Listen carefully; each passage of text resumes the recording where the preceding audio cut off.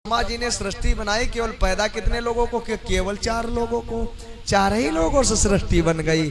आप लोग खुद ही दिमाग लगाएं। इसका मतलब है पूरी की पूरी गप है, सृष्टि ब्रह्मा जी ने नहीं।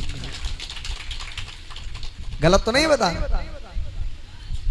4 सवाल हैं, जाना, विचार करना और भरी बाजार में आप बोल देना, अच्छे अच्छे विद्वान आपको पीठ दिखा करके चले जाए।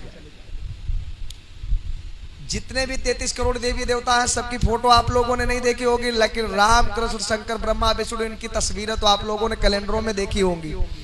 देखी है कि नहीं देखी है? ठीक। अब सवाल यह है, कपड़े का आविष्कार किसने किया? भगवान ने, इंसान ने? बोलिए एक साथ में, आगे से पीछे तक। कपड़े का आविष्कार किसने किया?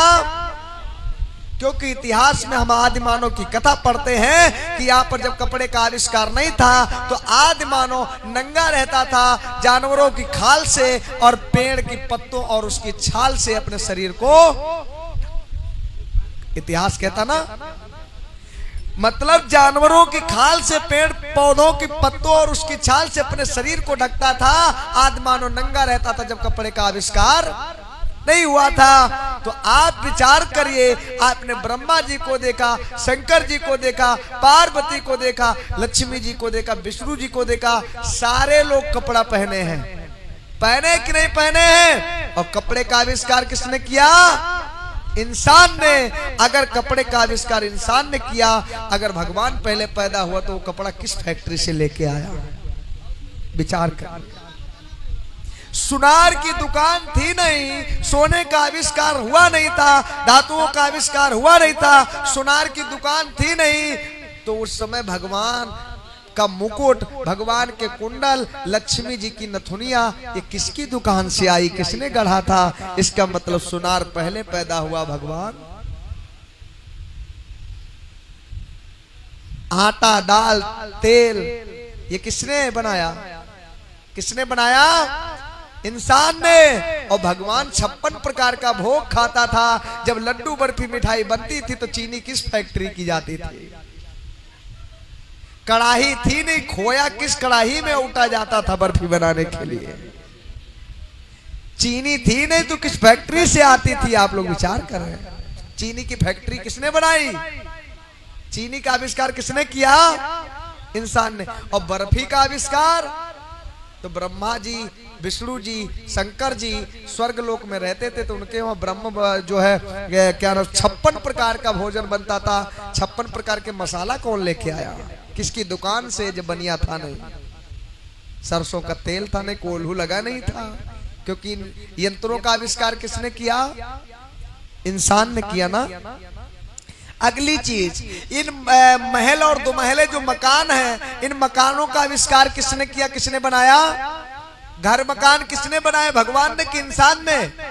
क्योंकि इतिहास कहता आदि मानव समूह बनाकर, झुंड बनाकर के जंगलों में रहता था। अगर इंसान ने जो है मकानों का आविष्कार किया, घरों का, भवनों का निर्माण इसने किया, आविष्कार इसने किया, तो आपके जो भगवान थे वो महलों में रहते थे, तो उनकी छत डालने कौन जाता था?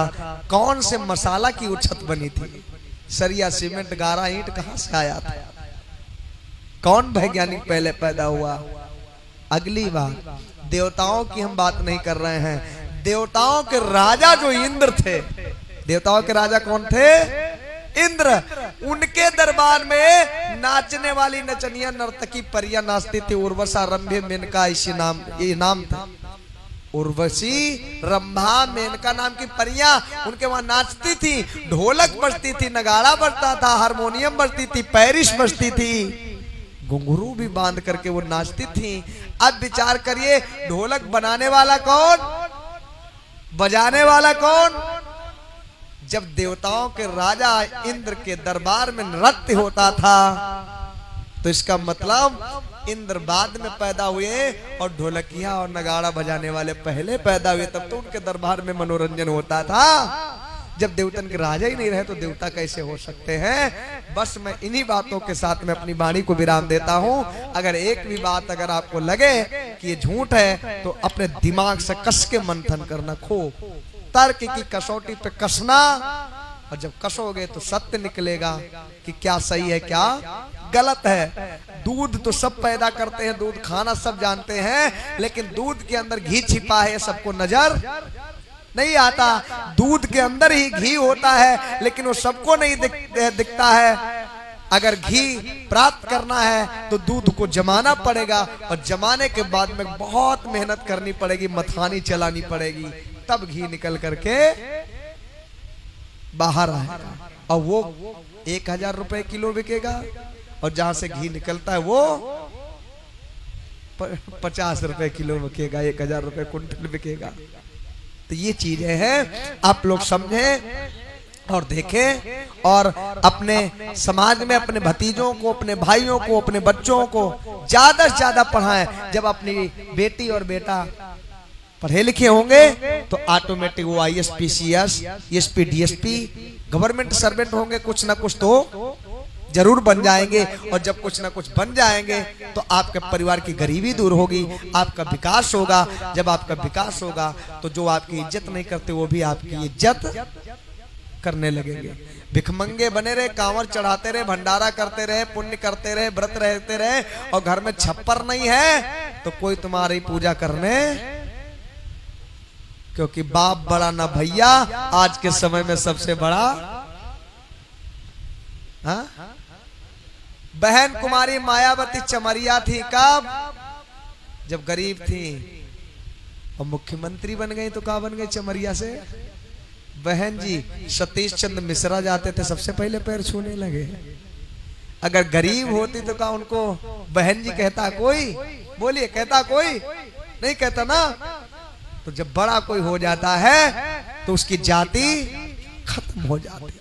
बाबा साहब नीच थे, चमार थे, सब कुछ थे। महात्मा गांधी भी कहते थे कि नीच है, कि वो चमार नहीं महार थे, मैंने भी बताया था। बाबा साहब नीच थे, शूद्र थे, सब कुछ थे। महात्मा गांधी, नेहरू सब जानते थे, लेकिन बाबा साहब के पास जब 32 डिग्रियां हो गई, वो डॉक्टर, मास्टर और बैरिस्टर सब कुछ बन गए, तो नेहरू जी ने सबसे पहले अपनी मौसी की बिटिया उनके संग ब्याह दी। जो बाबा साहब की दूसरी पत्नी थी सविताबाई, वो पंडित जवाहरलाल नेहरू की सगी मौसी की बिटिया थी।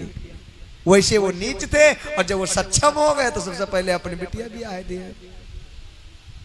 ये समझिए, जब सक्षम हो जाएंगे तो आपकी जाति खत्म हो जाएगी। अगर आप गरीब है तो किसी भी बिरादरी की हो, इज्जत आपकी। ये जमाना है। और सक्षम आप कब होंगे? हवन यज्ञ का भंडारा कांवर ढोने से नहीं। सुबह 2 घंटियां बजती हैं, एक विद्यालय की और एक देवालय की। देवालय मतलब मंदिर की, एक स्कूल की और एक मंदिर की। मंदिर जाओगे भिखारी बनोगे, स्कूल जाओगे अधिकारी बनोगे। अब तुम्हें क्या बनना है? कौन सी घंटी की तरफ भागना है? मंदिर वाली घंटी की तरफ या स्कूल वाली घंटी की तरफ? ये आपके ऊपर निर्भर करता है। जैसा आप चाहें वैसा बन सकते हैं। हम नहीं कहते कि, मैंने अभी बताया था कि तुलसीदास जी ने अपनी रामचरितमानस में लिखा है कि सकल पदार्थ है जगमाही, कर्महीन नर पावत नाही। दुनिया में सब कुछ है, आप प्राप्त करना चाहो तो सब कुछ प्राप्त हो सकता है, लेकिन कब? जब मेहनत करेंगे, परिश्रम करेंगे तब। बोलिए भगवान बुद्ध की।